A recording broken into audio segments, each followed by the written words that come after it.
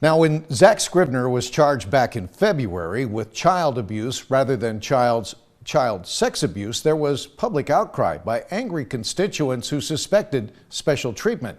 Now the charges are on their way to being entirely dismissed. 17's Vincent DeMonte joining us in studio now with more on how Scrivner's case compares to others accused of similar behavior. Vincent?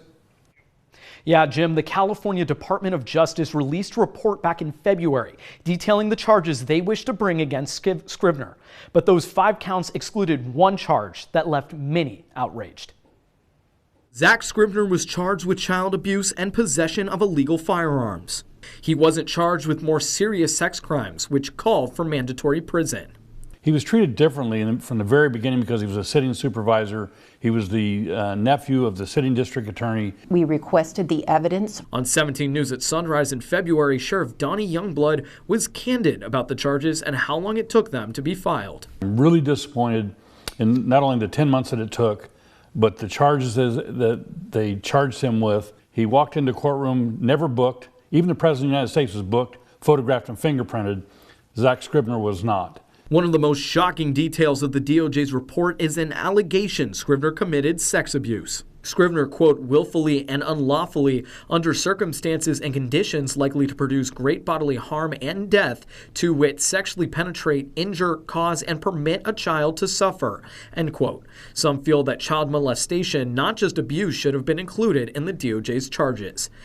I sat down with defense attorney Tony Lidgett to discuss why no sex charges were brought against Scrivner and what a typical sentence for child abuse and illegal possession of a firearm might look like. If it is true that he actually penetrated, he should have been charged completely different.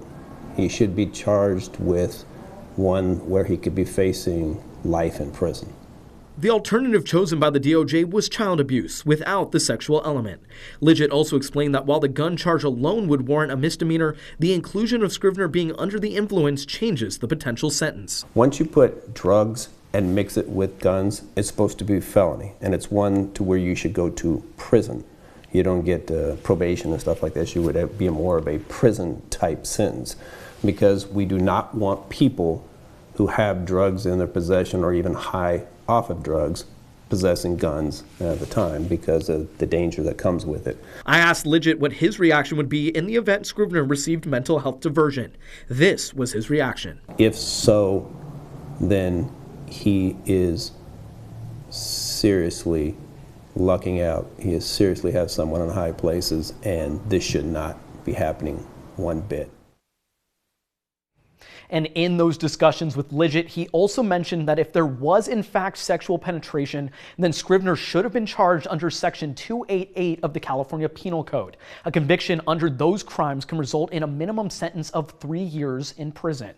In studio, Vincent DeMonte, 17 News.